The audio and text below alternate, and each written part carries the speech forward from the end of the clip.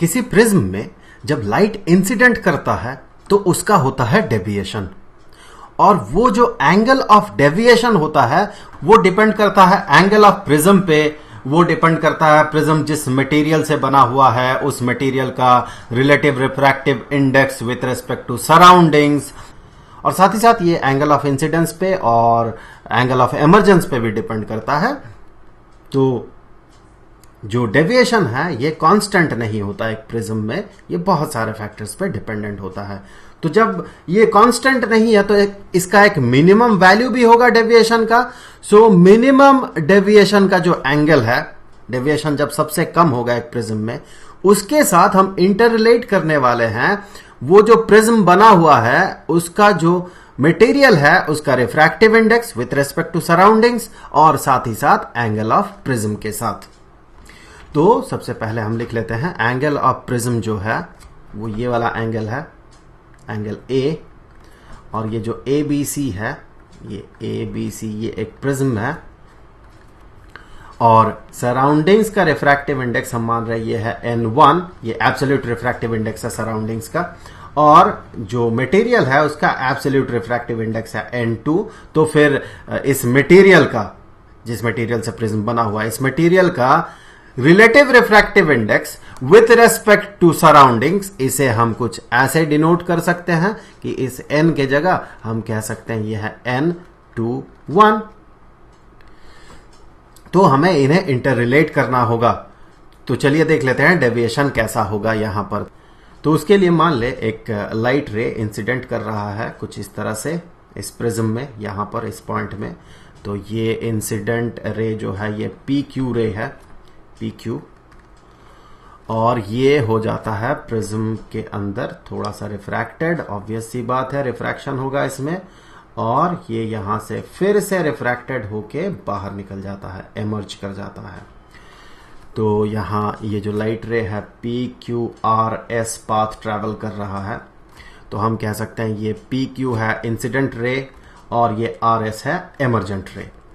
और भी कुछ चीजें हमें यहां पर कंसीडर करना होगा। एक नॉर्मल हम कंसीडर करेंगे दोनों पॉइंट्स पे, जहां इंसिडेंट कर रहा है ये लाइट रे और जहां से एमर्ज कर रहा है। तो दो नॉर्मल्स, एक तो इस जगह पे, इस पॉइंट पे, Q पॉइंट पे, उस सरफेस पे जिस सरफेस पे ये लाइट इंसिडेंट किया हो, और एक इस R पॉइंट से उस सरफेस पे जिस सरफेस पे पॉइंट R रिसाइड कर रहा हो। तो ये कुछ ऐसा दो नॉर्मल्स हमने यहां पर ड्रॉ कर लिए। यहां इसे एक नाम दे देते हैं, यह है N, पॉइंट N। और अब देखते हैं यहां पर डेविएशन कितना हो रहा है। तो डेविएशन के लिए इस PQ जो लाइट रे है इसको आगे बढ़ाते हैं थोड़ा सा, और उधर से RS को भी पीछे ले आएंगे। तो यहां से आगे बढ़ा देते हैं कुछ ऐसे लाइट रे को। अगर प्रिज्म नहीं होता तो इस डायरेक्शन में प्रोपगेट करता लाइट रे जो कि PQ लाइट रे है, और ये RS जो है उसे अगर पीछे ले जाते हैं तो वो कुछ ऐसा यहां पर मीट करेगा। तो इस पॉइंट को एक नाम दे देते हैं, ये जो पॉइंट है जहां पर ये दोनों मीट किया है ये पॉइंट, ये चलिए इसे M कहते हैं। तो यहां पर एंगल ऑफ डेविएशन कौन सा एंगल होगा? एंगल ऑफ डेविएशन यहां पर देखें ये वाला होगा एंगल ऑफ डेविएशन, इतना लाइट रे डेविएट किया है। और साथ ही साथ कुछ और एंगल्स देख लेते हैं। ये होगा एंगल ऑफ इंसिडेंस, इसे हम कहते हैं एंगल ऑफ एमर्जेंस, और साथ ही साथ यहां पर इसे डिनोट करते हैं R1 से, और इसे चलिए डिनोट करते हैं R2 से।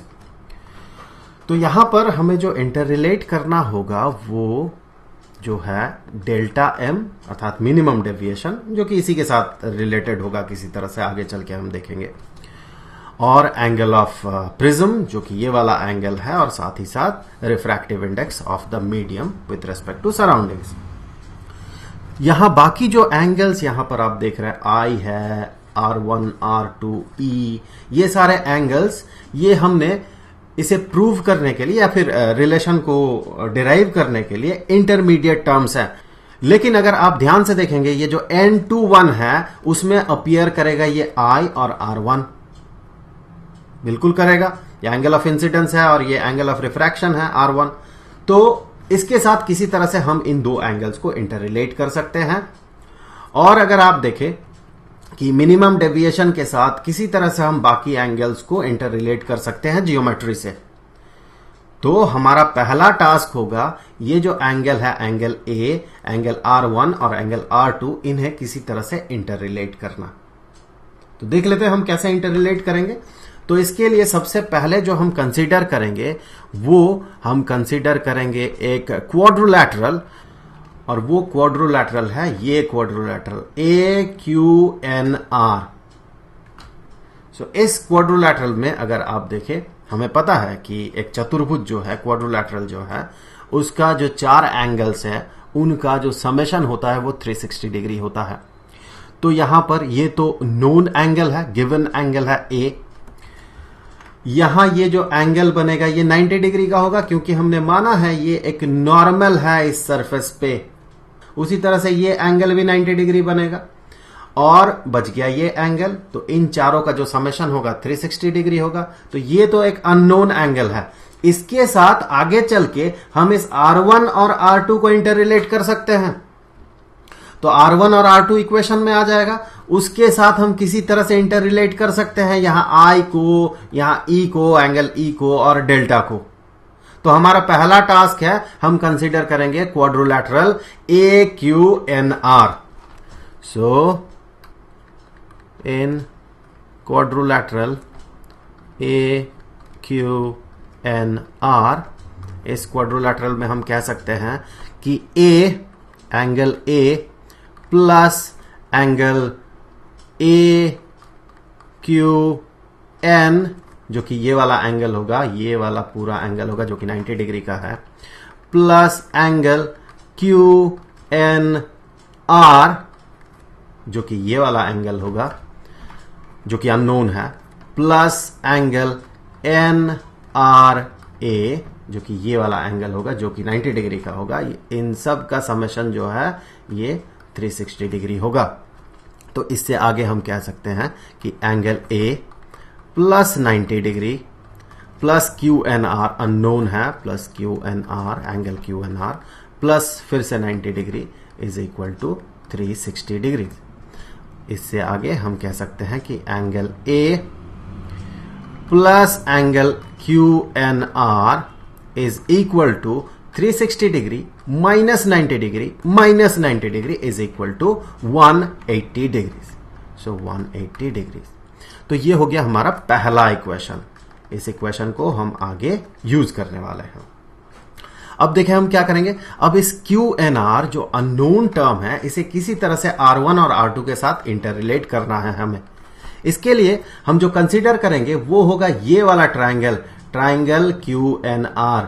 इस ट्राइंगल में देखें, हमें पता है ट्राइंगल का तीनों एंगल्स का जो सम होता है वो 180 डिग्री का होता है। तो वहां से हम इस एंगल को, जो कि यहां पर दिख रहा है QNR एंगल है, इसके साथ R1 और R2 को इंटर रिलेट कर सकते हैं। इन तीनों को जोड़ेंगे तो हमें 180 डिग्री मिलेगा। सो इससे आगे हम कह सकते हैं कि इन ट्राइंगल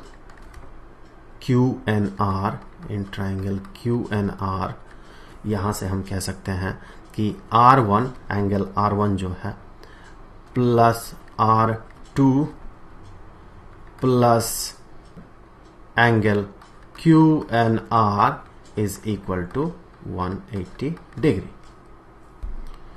तो ये हो गया हमारा इक्वेशन। नेक्स्ट इक्वेशन, तो इसे इक्वेशन 2 नाम दे देते हैं। अब देखिए इक्वेशन 1 और इक्वेशन 2 को अगर हम इंटर रिलेट करते हैं तो हम क्या पाएंगे। यहां मैं आपको एक बात बता दूं, यहां से मैं ये एंगल का सिंबल हटा दे रहा हूं। ये एंगल है, ये हमें पता है। तो इन दोनों को अगर मैं इक्वेट करता हूं तो मुझे क्या मिलेगा देखें।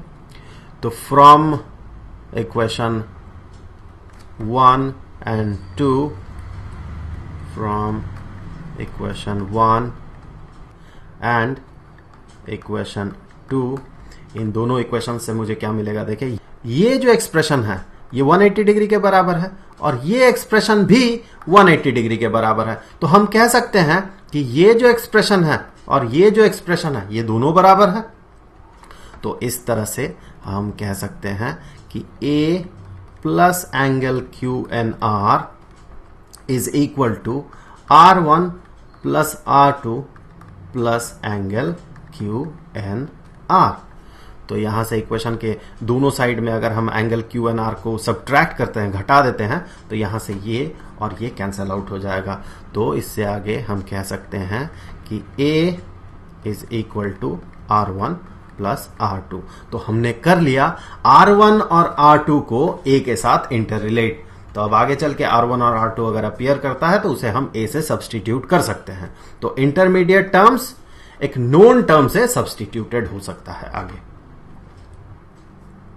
अब हम क्या करने वाले हैं, अब डेल्टा के लिए हम इक्वेशन डिराइव करेंगे। तो डेल्टा के लिए देखिए हम क्या करेंगे, हम कंसीडर करेंगे ये वाला ट्राइंगल क्यू आर एम।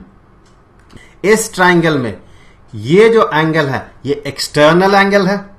हमें पता है एक्सटर्नल एंगल दो अपोजिट इंटरनल एंगल्स के सम होते हैं। तो इन दोनों एंगल्स का सम होगा वो, और इन दोनों एंगल्स को इसे और इसे हम इंटर रिलेट कर सकते हैं R1, I, R2 और E के साथ। कैसे करेंगे चलिए आगे देखते हैं। तो सबसे पहले तो हमें कंसीडर करना होगा triangle MQR। So in triangle MQR, इस ट्राइंगल में जैसा कि हमें पता है एक्सटर्नल एंगल डेल्टा ये बराबर होगा सम ऑफ ऑपोजिट इंटरनल एंगल्स। तो ये वाला जो एंगल है इसका और इसका सम, आप अगर ध्यान से देखेंगे ये वाला जो एंगल है ये एंगल बराबर होगा I माइनस R1 के, क्योंकि ये जो I है ये बराबर होगा इस पूरे एंगल के साथ। ये दोनों ऑपोजिट एंगल्स हैं ये दोनों।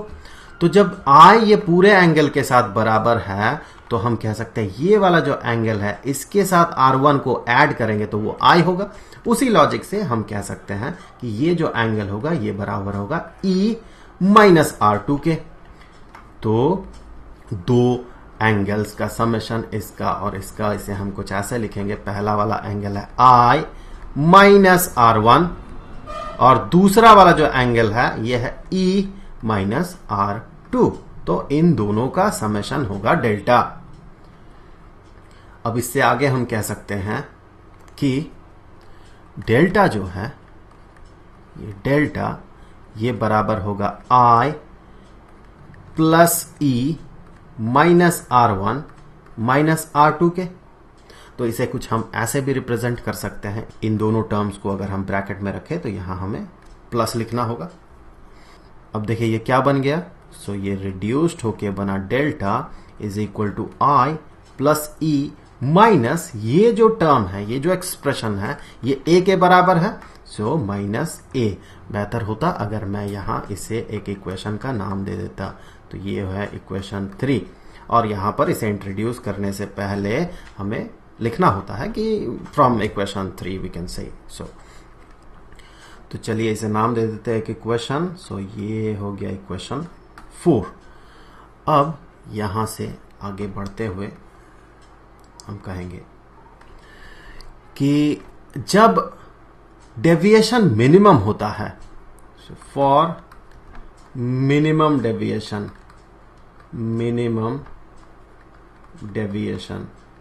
अर्थात एंगल ऑफ डेविएशन जो है सबसे कम हो जिस सिचुएशन में, उस सिचुएशन में अर्थात हम इसे ऐसे भी रिप्रेजेंट कर सकते हैं मैथमेटिकली, दैट इज डेल्टा जो कि एंगल ऑफ डेविएशन है is equal to delta M.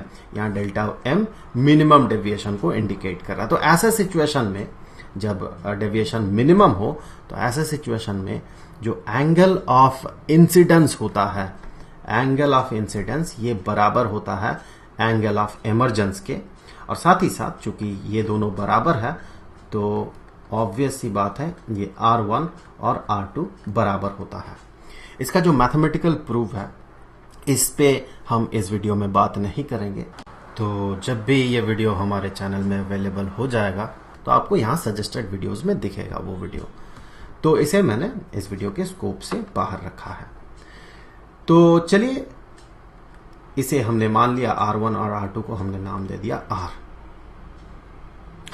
तो फिर अगर ऐसा हो, जब डेविएशन मिनिमम हो, तो जब ये दोनों बराबर हो और इन दोनों को हम r से डिनोट कर सके, तो देखिए इक्वेशंस कैसे रिड्यूस हो जाएंगे। तो फ्रॉम इक्वेशन 3 से हम कह सकते हैं कि a जो है ये बराबर होगा r1 प्लस r2 अर्थात r प्लस r जो कि 2r के बराबर है। So a is equal to twice of r। इससे आगे हम कह सकते हैं कि r is equal to a over 2। तो इसे भी एक नाम दे देते हैं, ये हो गया इक्वेशन 5। और उसी तरह से अगर हम रिड्यूस करते हैं इक्वेशन 4 को, ये वाला जो इक्वेशन है, तो देखें हमें क्या मिलेगा। सो फ्रॉम इक्वेशन 4 हमें क्या मिलेगा, देखें कि डेल्टा, जो कि अब डेल्टा नहीं रहा, डेल्टा m बन चुका है। So delta m is equal to i plus E. तो इसे हम ट्वाइस ऑफ i कह सकते हैं क्योंकि e तो i के बराबर है। सो e के जगह अगर i लिखते हैं तो i plus i, so twice of i minus a। अब इससे आगे हम कह सकते हैं कि i इज इक्वल टू, इसी इक्वेशन से आगे i is equal to delta m plus a divided by 2। तो इसे एक नाम दे देते हैं इस इक्वेशन को, ये हो गया इक्वेशन 6। तो यहां पर देखें i के साथ हमने डेल्टा m और a को इंटर रिलेट किया है और r के साथ हमने a को इंटर रिलेट किया है। तो अब अगर हम स्नेल्स लॉ इंट्रोड्यूस करते हैं तो होगा क्या। स्नेल्स लॉ से हम refractive index of the medium with respect to surroundings जो है उसके साथ हम I और R को इंटर रिलेट कर सकते हैं और आगे हम जाके इंट्रोड्यूस कर सकते हैं इन टर्म्स को। तो हम कर लेंगे सबको एक साथ इंटर रिलेटेड, जिन्हें हमें करना था इंटर रिलेट। तो चलिए देख लेते हैं कैसे करेंगे हम। तो इससे आगे हम इंट्रोड्यूस करने वाले हैं Snell's law. So from Snell's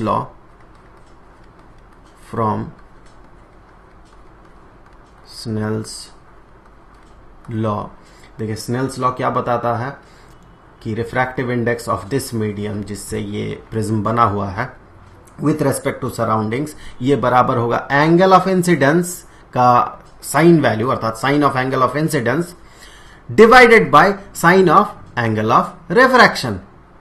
so sine of I divided by sine of R1। और R1 के जगह हम यहां पर इस स्पेशल केस में, जबकि डेविएशन मिनिमम हो रहा है, इस स्पेशल केस में हम R1 के जगह R लिख सकते हैं। तो इस तरह से हम सभी को इंटररिलेट कर सकते हैं। तो from Snell's law, refractive index of the medium with respect to surroundings is equal to sine of I divided by sine of R। इससे आगे कि refractive index of 2 with respect to 1, medium 2 with respect to medium 1 is equal to sine of I के जगह हम put करेंगे ये वाला value. So delta m plus a divided by 2 whole divided by sine of R, तो sine of a divided by 2, so sine of a divided by 2। तो इस तरह से हमने refractive index, minimum deviation, angle of minimum deviation और angle of prism को हमने inter relate कर दिया है। तो ये हो गया हमारा फाइनल इक्वेशन। और इससे आगे अब हम क्या करेंगे, एक स्पेशल केस कंसीडर करेंगे जहां पर प्रिज्म बहुत पतला होगा, फॉर वेरी थिन प्रिज्म। सो एक स्पेशल केस जब प्रिज्म बहुत पतला होगा। सो यहां मैं ड्रॉ कर लेता हूं एक बहुत बहुत पतला प्रिज्म। सो बहुत पतला प्रिज्म जब होगा तब इन टर्म्स के बीच क्या रिलेशन होगा, कैसा इक्वेशन बनेगा, वही हमें देखना है। तो मान ले ये हो गया इंसिडेंट रे और ये रिफ्रैक्ट कर गया और ये हो गया एमर्जेंट रे। मैं यहां आपको बता दूं कि प्रिज्म अगर बहुत पतला होगा तो उसमें जो डेविएशन है वो भी बहुत छोटा होगा। सो आगे बढ़ते हैं। हम प्रोसीड कर देते हैं इस इंसिडेंट रे को और हम प्रोसीड कर देते हैं इस एमर्जेंट रे को, और यहां पर हमें मिल गया एंगल ऑफ डेविएशन। तो एंगल ऑफ डेविएशन और ये रहा एंगल ऑफ प्रिज्म। ये दोनों बहुत छोटे हैं क्योंकि प्रिज्म बहुत पतला है। सो स्पेशल केस है ये, स्पेशल केस कैसा कि प्रिज्म जो है ये बहुत पतला है, इट इज वेरी थिन। सो इसका मतलब जो होगा ये जो A है इट टेंड्स टू 0 और साथ ही साथ डेल्टा ये भी टेंड्स टू 0, ये दोनों 0 के बहुत करीब होगा। तो ऐसे सिचुएशन में देखिए ये वाला जो एक्सप्रेशन है ये किसमें रिड्यूस हो जाएगा। हमें पता है कि एक एंगल x अगर ये टेंड्स टू 0 हो तो sine of x is equal to x, या फिर दूसरे शब्दों में कहें sine of x divided by x is equal to 1, जो भी कह लें आप। तो यहां पर साइन ऑफ दिस एंगल जब ये डेल्टा और a दोनों बहुत छोटे हो, यहां पर मिनिमम डेविएशन ये है, तो हम इसे डेल्टा m भी कह सकते हैं। सो जब डेल्टा m और a दोनों बहुत छोटे हो तो ये टर्म भी बहुत छोटा होगा, नेग्लिजिबली स्मॉल, और ये भी बहुत छोटा होगा। तो साइन ऑफ दिस एंगल के जगह हम सिर्फ ये एंगल लिख सकते हैं। तो इससे आगे बढ़ते हुए इस स्पेशल केस में हम कहेंगे n21 is equal to delta m plus a divided by 2 over a divided by 2। तो अब हम यहां से ये 2 डिनोमिनेटर का डिनोमिनेटर और न्यूमरेटर के डिनोमिनेटर को कैंसिल कर सकते हैं, और इससे आगे हमें मिलेगा n21 is equal to delta m plus a divided by a। अब अगर आप डेल्टा m के लिए इक्वेशन बनाना चाहते हैं तो यहां से आप बना सकते हैं कुछ ऐसे। आप अगर इसे लिखते हैं कि a into n21 is equal to delta m plus a, तो इससे आगे हम कह सकते हैं कि a इंटू n21, इसे अगर इस साइड में ले आते हैं अपोजिट साइड में तो ये माइनस a हो जाएगा। तो a को तो हमने कॉमन आउट किया है, तो -1 is equal to delta m। तो इस तरह से हम डेल्टा m के लिए भी इक्वेशन बना सकते हैं फॉर वेरी थिन प्रिज्म। तो ये हो गए रिक्वायर्ड इक्वेशंस। ये दोनों स्पेशल केस का इक्वेशन है, वो स्पेशल केस है जब प्रिज्म बहुत पतला हो। तो इस वीडियो में इतना ही। वीडियो पसंद आए तो लाइक करें। मिलते हैं आपसे अगले वीडियो में, तब तक के लिए गुड बाय।